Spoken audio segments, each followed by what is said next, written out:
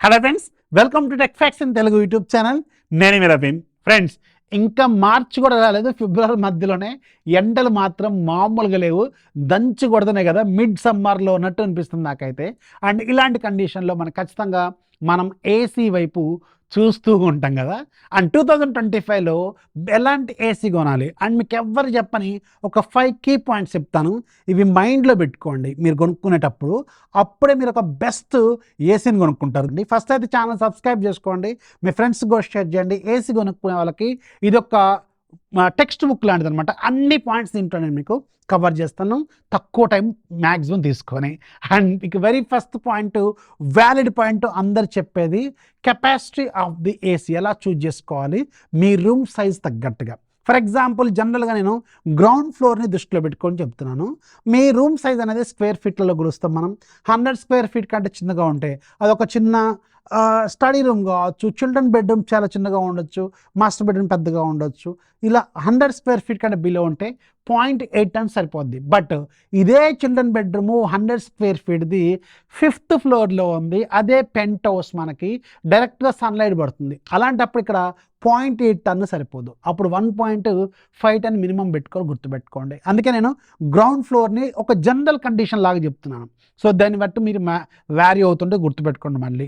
So 100 square feet కంటే below ఉంటే 0.8 సరిపోతుంది. అలాగే 100 నుంచి 150 ఉంటే 1.0 టన్ అంటే 1 టన్ సరిపోతుంది. అలాగే మీకు 150 నుంచి 250 ఉంటే 1.5 టన్కి వెళ్ళాలి. అలాగే ఇది మాస్టర్ బెడ్రూమ్స్ జనరల్గా ఈ 1.5 టన్లు ప్రిఫర్ చేస్తూ ఉంటాం మనం. అదే ఒకవేళ మీరు హాల్ కానీ డైనింగ్ ఏరియా కానీ కొంచెం పెద్దగా ఉన్న దగ్గర పెట్టుకోవాలనుకుంటే మాత్రం 250 స్క్వేర్ ఫీట్ నుంచి 400 స్క్వేర్ ఫీట్ వరకు ఉంటే మాత్రం 2 టన్కి వెళ్ళిపోవాలి. జనరల్గా ఇవి హాల్లో పెడతా ఉంటారు, 2 టన్లు గుర్తుపెట్టుకోండి. ఇక రెండోది వెరీ వెరీ ఇంపార్టెంట్, ఒక 4 ఎలక్ట్రికల్ స్టాండర్డ్స్ ఉంటాయి. ఈ 4 ఎలక్ట్రికల్ స్టాండర్డ్స్ ఏది ఎక్కువ ఉండాలి, ఏది తక్కువ ఉండాలి అనేది ఇప్పుడు నేను చెప్తాను. అండ్ ఇంట్రెస్టింగ్లీ ఈ 4 కూడా మీకు ప్రతి ఏసీకి, ఇండోర్ యూనిట్కి, అవుట్డోర్ యూనిట్కి రెండింటికి కూడా ఒక స్టిక్కర్ రూపంలో అంటించి ఉంచుతారు. అలాగే మీరు అమెజాన్, ఫ్లిప్కార్ట్లో కొంటున్నప్పుడు కూడా ఇది మీకు ఆ పేజ్లో, ఆ ప్రోడక్ట్ పేజ్లో ఖచ్చితంగా ఇమేజెస్ రూపంలో యాడ్ చేస్తారు. దీన్ని మీరు చూజ్ చేసుకునేటప్పుడు వీటిని చెక్ చేసుకోవాల్సిన అవసరం ఎంతైనా ఉంటుంది, గుర్తుపెట్టుకోండి. అండ్ నేను 1.5 టన్ 5 స్టార్ని ఒక స్టాండర్డ్ లాగా తీసుకొని ఇప్పుడు వీటి వాల్యూస్ అనేవి ఎలా ఉంటాయనేది చెప్తాను. అండ్ నేను కూడా ఒక టాప్ 5 ప్రతి దాంట్లో 1 టన్, 1.5 టన్, 2 టన్లో ఏవి బెస్ట్ ఉన్నాయని ఆర్డర్ ప్రకారం మీకు యాడ్ చేస్తాను కింద డిస్క్రిప్షన్లో. వాటికి సంబంధించిన లింక్స్ కూడా యాడ్ చేస్తాను. అండ్ అవి best of the best of the best of the best అనమాట, నేను అన్ని ప్రకారంగా చూసుకొని రాసినవి. ఒకవేళ మీకు ఇంట్రెస్ట్ ఉంటే ఆ లింక్స్ నుంచి కొనుక్కోండి, ఛానల్లో కూడా కొంచెం యూజ్ అవుతుంది. సో ఎలక్ట్రికల్ స్టాండర్డ్స్లో వెరీ ఫస్ట్ది ISEER రేషియో. అంటే ఏంటి, Indian seasonal energy efficiency ratio అంటారు దీన్ని. ఇది ఎంత ఎక్కువగా ఉంటే అంత మంచిది. ఒక గ్రీన్ కలర్ స్ట్రాప్లో మీకు రాసి ఉంటుంది, ప్రతి ఏసీ మీద కూడా ఆ స్టిక్కర్లో రాసి ఉంటుంది అనమాట, గ్రీన్ కలర్లో. సో దీన్ని మీకు ఈ స్టాండర్డ్ రేషియో ఏంటంటే ఎంత బెటర్గా ఉంటే, ఎంత ఎక్కువ ఉంటే అంత మంచిది. జనరల్గా 1.5 టన్ 5 స్టార్లో 5 కంటే ఎబో ఉంటుంది, 5.10, 5.11, 5.15, 5.20 ఇలా ఉంటుంది. ఎంత పెద్ద నెంబర్ ఉంటే అంత మంచిది అనమాట. అండ్ పెద్ద నెంబర్ ప్రకారం ఏది ఎక్కువగా ఉన్నాయి అంటే మీకు ఇక్కడ పానాసోనిక్ ఉంటుంది, అలాగే డైకిన్కి ఉంటుంది, ఎల్జీకి 5.20 ఉంటుంది, లాయిడ్కి కూడా 5.20 ఉంటుంది, అండ్ బ్లూ స్టార్కి 5.05 ఉంటుంది, గోద్రేజ్కి 5.10 ఉంటుంది. ఇలా ఉంటాయి అనమాట. సో ఎంత పెద్ద నెంబర్ ఉంటే అంత పెద్దది. సో పెద్దగా ఉండేవి మీకు ఎల్జీ, డైకిన్, పానాసోనిక్, లాయిడ్ గుర్తుపెట్టుకోండి. ఇక రెండోది కూలింగ్ కెపాసిటీ. ఈ కూలింగ్ కెపాసిటీ కూడా ఎంత ఎక్కువ ఉంటే అంత మంచిది అనమాట. జనరల్గా 1.5 టన్ 5 స్టార్లో 5000 కంటే ఎక్కువ ఉండాలి, అంటే 5 కిలోవాట్ కంటే ఎక్కువ ఉండాలి. సో అది గుర్తుపెట్టుకోండి. సో అంటే ఒక ఫుల్ లోడ్లో 100% ఎఫిషియన్సీతో రన్ అవుతున్నప్పుడు 5 కిలోవాట్ అంటే 5000 వాట్స్ అనేది మీకు అది కూలింగ్ కెపాసిటీని ప్రొవైడ్ చేయాలి. సో ఇది కూడా ఏది ఎక్కువ ప్రొవైడ్ చేస్తే అది మంచిది అనమాట.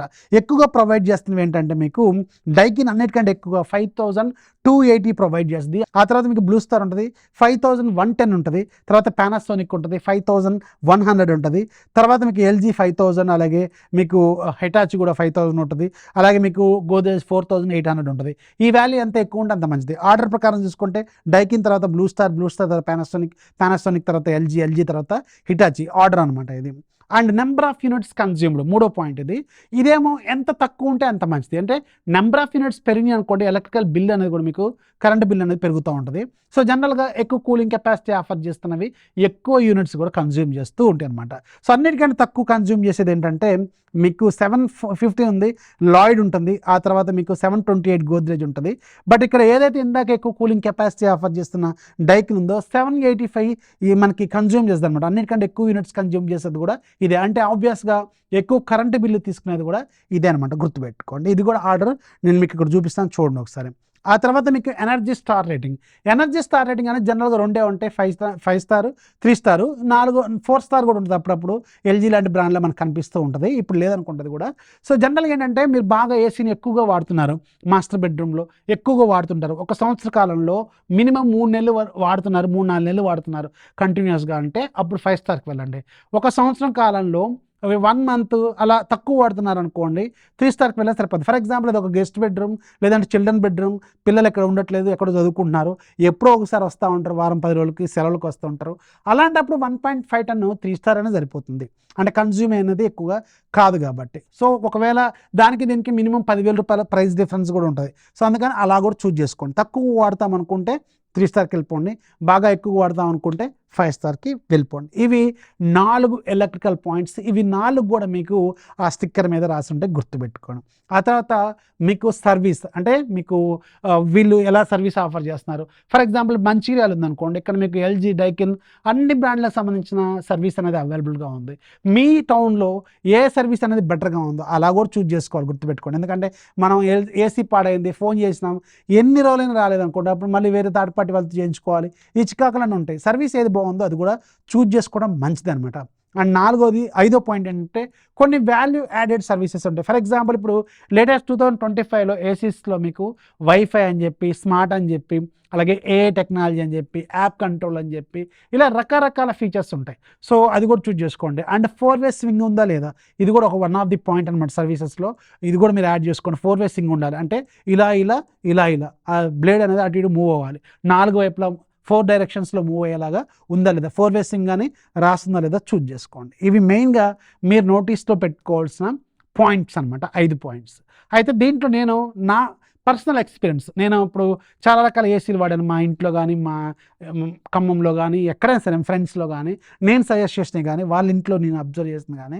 సో బెస్ట్ బ్రాండ్స్ ఏంటంటే 2 నేను డిఫాల్ట్గా మీకు ఎప్పటి నుంచో ఒక 4-5 ఏళ్ళ నుంచి 2 బ్రాండ్లు ఎప్పుడు చెప్తూ ఉంటాను.